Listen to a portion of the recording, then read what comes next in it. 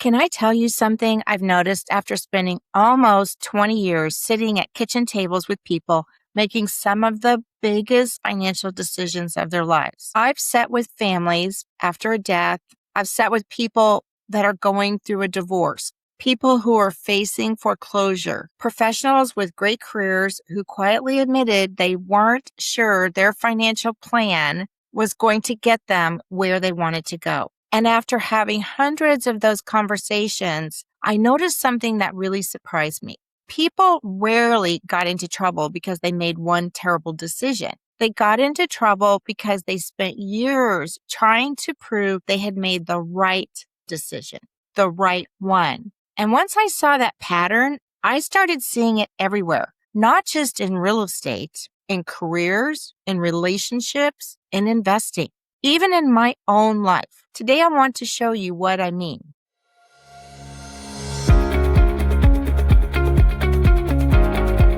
When we are growing up, no one teaches us this. School always rewarded right answers. Business rewards expertise through promotions and raises. Careers reward certainty. So we spend decades believing that successful people always know the right answer.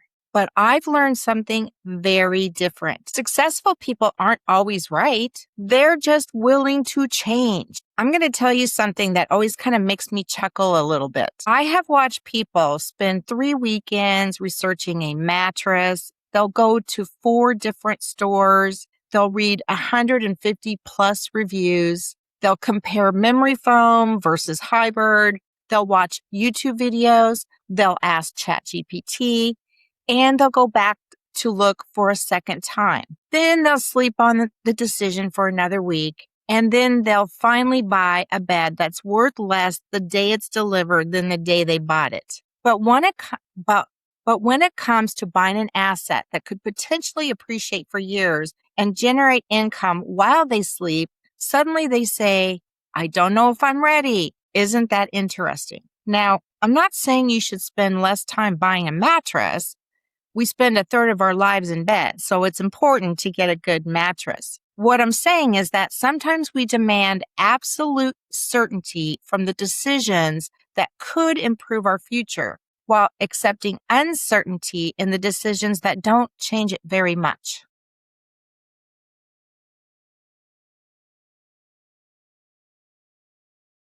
A few weeks ago, I was sitting at a kitchen table with a family whose lives had changed pretty much overnight. Their husband and father had passed away after a long illness. Mom was in her 80s, and almost all of her retirement was tied up in the equity of her home. And around that table was her daughter and 2 sons, because they also had a vested interest in what happened to mom and her one true asset that she had to carry her into a life that she could financially afford through the sale of her house. And every single one of them wanted to do the right thing. They wanted to do the right thing by their mom and their deceased father. So the interesting part wasn't the house. It was watching how the people made decisions when the stakes are very high. You have to remember that this family was grieving. They were also dealing with the loss of their family home. They were dealing with the loss of their loved one and trying to make the right decision for their mom and her financial future. The stakes could not be any higher for this family. There was a lot of discussion. One person wanted to wait. One person wanted to list the house for as much money as they could possibly get. Another person posed the decision of maybe they should keep the house. And because of the terms that the house had with a very low interest rate that was assumable, we discussed owner financing. We walked through every option that I could think of and that they could think of. But the thing that we all had in common that day sitting at the kitchen table was that no one was trying to say, how can I be right? That family was asking, how do we make the best decision with the information we have today? Some of the information that I was able to provide for them was, what was the current housing market like today? How fast could they sell?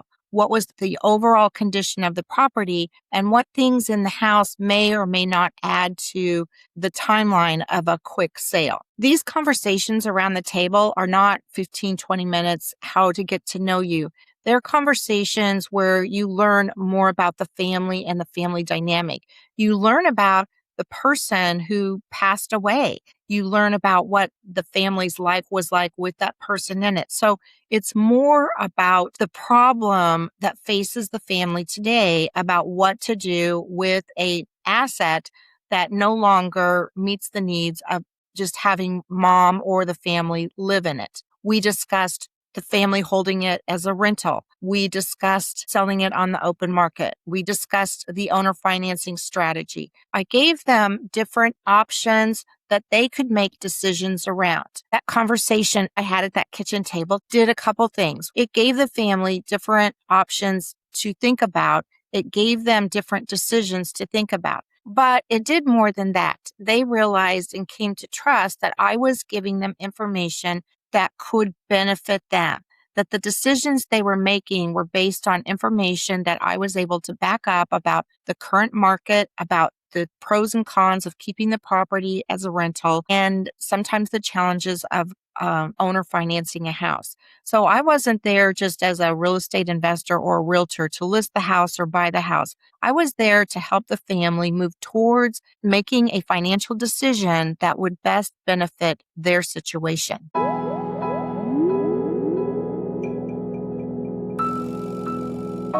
Instead of saying, is one person right about what the family should do, they were asking the question, what is the best decision we can make based on the information we have today?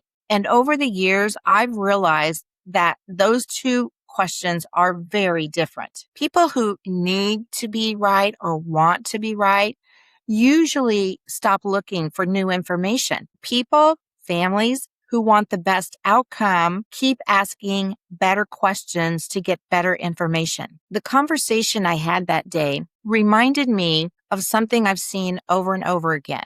The families who eventually make peace with their decision aren't the ones who found the perfect answer. They're the ones who stopped looking for certainty and started looking for the best path forward for their particular situation. The beginning of our kitchen table conversation, the family had one decision in mind, and that was they wanted to list the property for the most money that they could get to help the mom. However, with the current market, and when I showed them the number of active properties that they would be competing against, then they started shifting their way of thinking and saying, okay, well, how can we look at what we need to do to make the sale quick for mom and also net the best profit? The house itself was very well maintained. There were some things that might prohibit it from selling fast, just the way the functional, we call it in the real estate world, functional obsolete. There were some things that they needed to update and change if they wanted to compete in today's market. After laying out 3 or 4 different options the family could use, they decided to move forward with listing the house after they changed some of those things that made the house seem a little dated. I introduced them to a firecracker realtor that I know that specializes in selling these types of homes.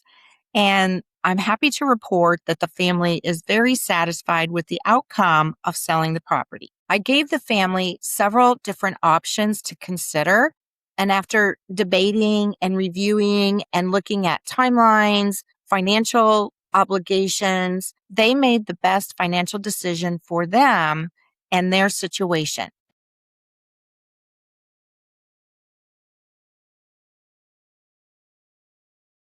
And what I've also found over the years with these types of kitchen conversations is that you learn more about the people behind the transaction. As a real estate investor, I'm not there always to buy the property. My role is to give the family that I'm working with different options that they can review and then determine which is the best financial outcome for them, the best financial decision for them. If the family had been stuck on one type of outcome, it would have been hard to show them the different options. But fortunately, they saw the benefit of looking at different financial options to get to the end goal of getting the most money out of the house for their mom. This family didn't hold on to the traditional way of optimizing their mom's home. They were open to different options. They looked at all the pros and cons of keeping the property, renting it out, owner financing, selling at a discount, and then eventually they listed the property. I was able to give them the different options so that they could review them and see what worked best for them and their situation. I've seen this type of thinking over and over again with investments. I've seen it happen with people in their careers. I've seen people stay in jobs that they've hated, relationships that they knew were just not working, and businesses that stopped growing. Not because they didn't know, because changing your mind feels like admitting you were wrong. No one wants to feel like they made a mistake. No one wants to feel like they picked the wrong partner or things in the relationship aren't working out. Maybe their boss is a jerk, but they still feel like they have to stay there. Or they have a house that they need to sell and they just don't know what is the best way to sell the house, and that they think only one way is the best way to sell the house to make money. For years before I became a real estate investor, I thought all successful investors were people who were right most of the time. And that's not what I've observed. The people who build wealth aren't obsessed with being right. They're obsessed with keeping their options open. I used to think that investors that were successful were always right because they knew more than me. But what I've learned over the years is there's two things.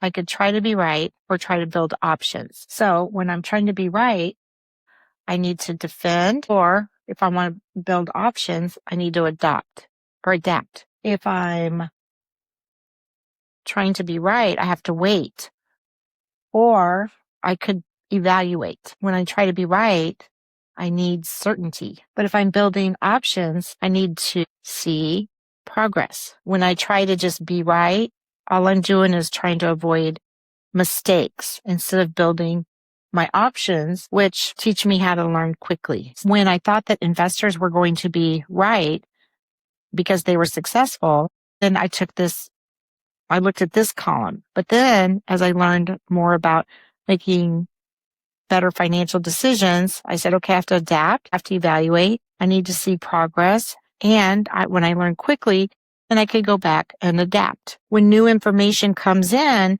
I'm able to adjust, reevaluate, and need to progress. If you're stuck over here, you're constantly defending, that you're right. You have to wait to see if you're right.